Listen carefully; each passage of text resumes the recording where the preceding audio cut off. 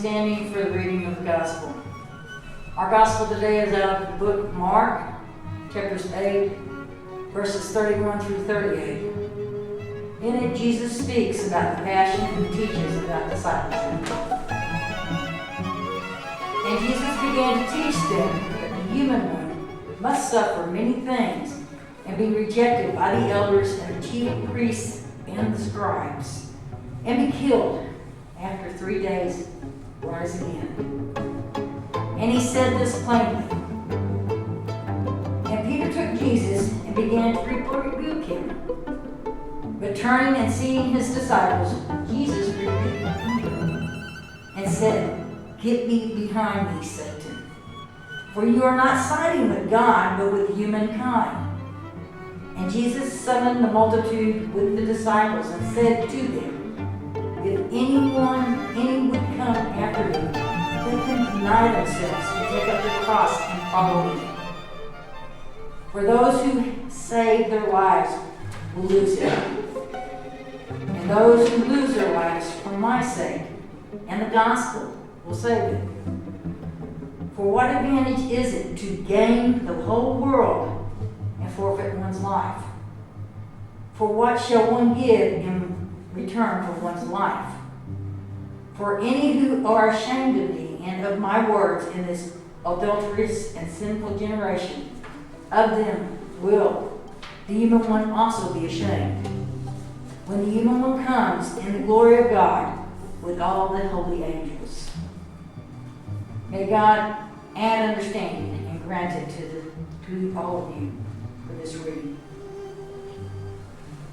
Glory to the Maker, and to the Christ, and to the Holy Ghost, as it was in the beginning, is now, and ever shall be, world without end. Amen.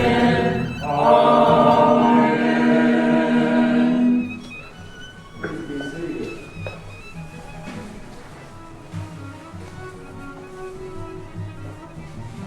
God, I thank you that once again I can offer myself as your instrument. Anoint my heart and not my lips, and let the words that I speak be yours and not mine. And anoint the ears of those who would hear, that whatever message they hear today be the message they need on their faith journey as we continue through the darkness of Lent.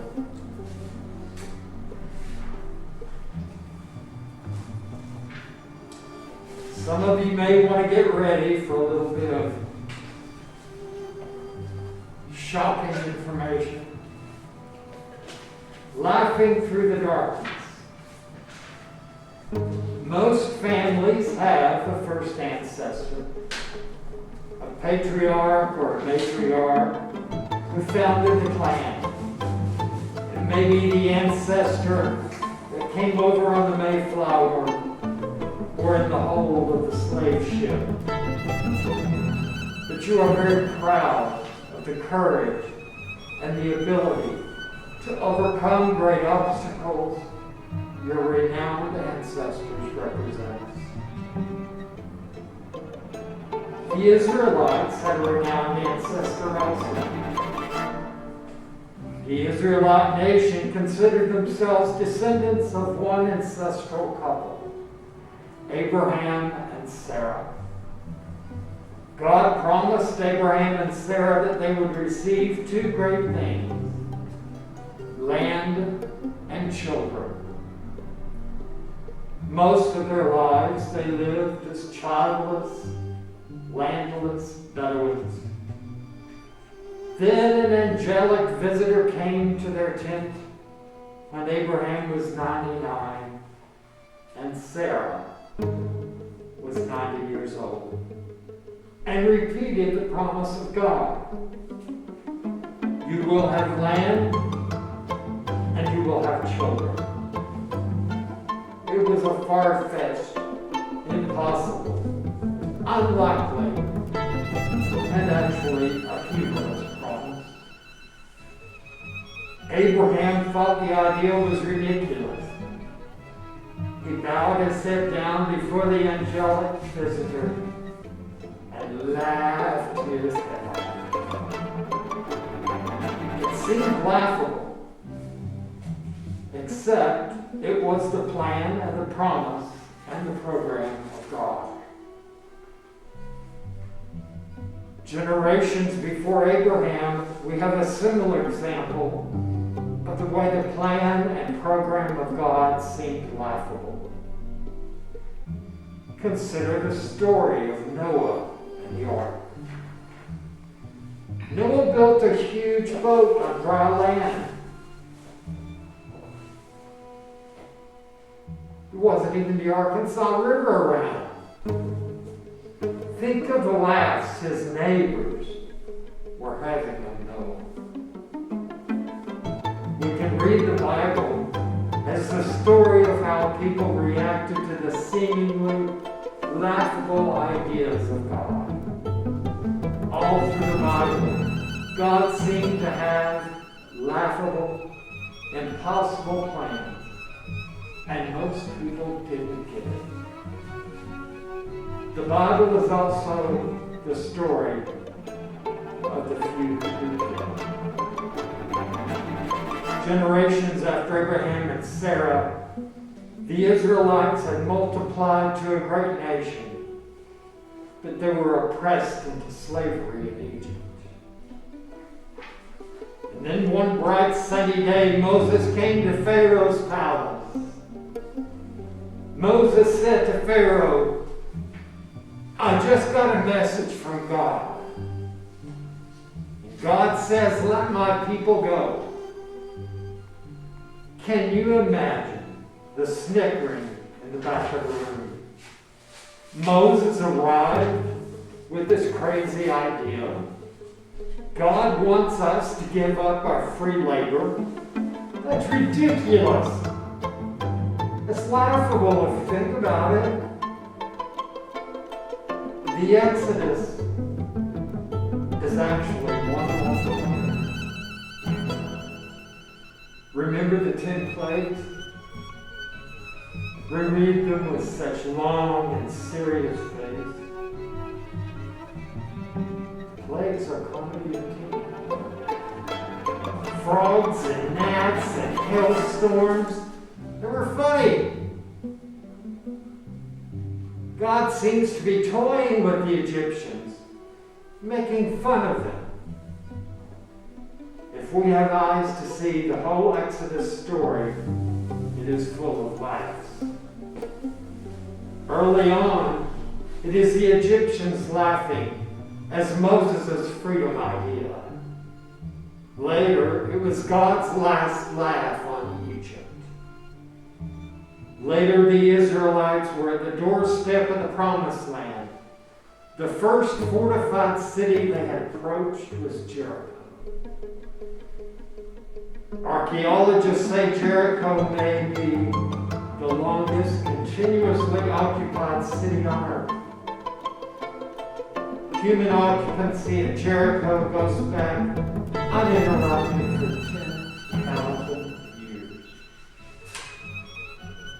Yet when the Israelites arrived at Jericho, it had been inhabited for about 7,500 years. What did the Israelites do? They marched around the city in silence, led by priests rather than soldiers. Imagine the guards in Jericho's towers watching this goofy parade every day. Imagine their laughter as these people from the desert. Then on the seventh day, the Israelites made their circuit and didn't stop. They blew their horns, and the guards of Jericho was drowned out by the sound of walls falling down. It seemed laughable, crazy, impossible, and impractical. But it was God's big idea.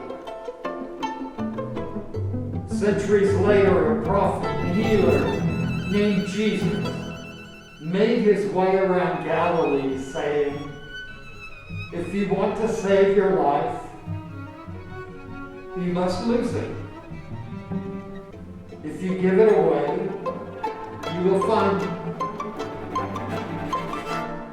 Sounds like a ridiculous paradox. Jesus said other things that may have struck people as hopelessly idealistic.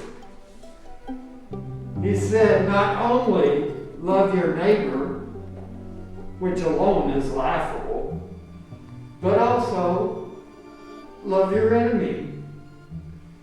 Pray for those who persecute you.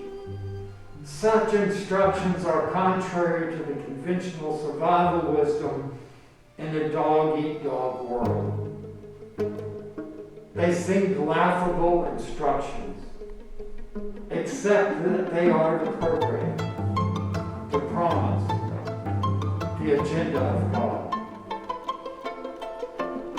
What if someone came to us today and said, "Beat your plowshares and your spears into pruning hooks"? What if someone came to us today and said, "Take your bombers and make school classrooms. Make your tanks medical clinics and your guns into the implements of agriculture"? We would accuse that person of being impractical, crazy, laughable, and probably even traitorous. But the Bible tells us to beat our swords into plowshares. What if some prophet were to come among us and say, "It is the will of God that you lower your standard of living 50% for the sake of the poor and for the sake of the planet"? You might think that person is hopelessly naive. The program laughable.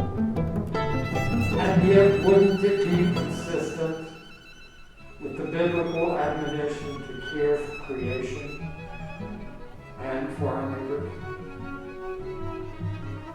Often, God is calling us to do things that seem altogether out of character. God asks us to do things that would make our neighbors and co-workers laugh their heads off. God still asks people to do incredibly foolish, naive, and laughable things. Love your neighbor and your enemy. Pray for those who abuse you.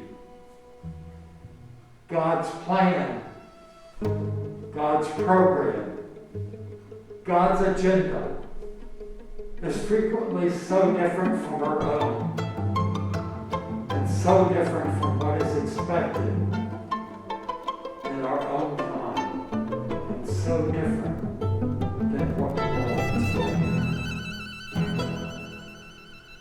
Yet which program really works?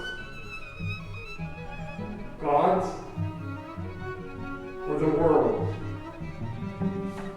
Yes, all of human history has been a story of people who laughed at God's program of justice, love, and compassion. We keep on laughing, and God keeps on inviting us to be those rare people that get with the program. God wants you to love God. God wants you to love yourself.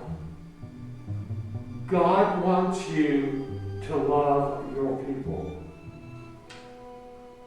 Let us not forget to laugh all the way through the darkness.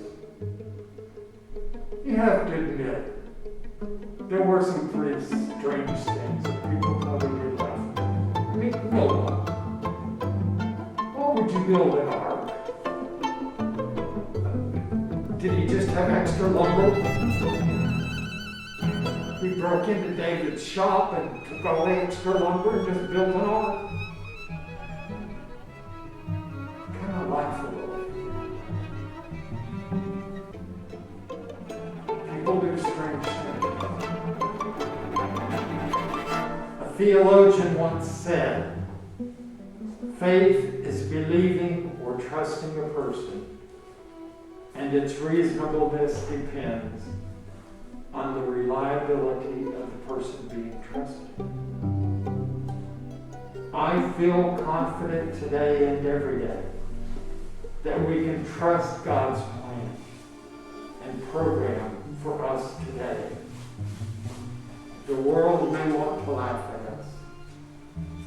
The world,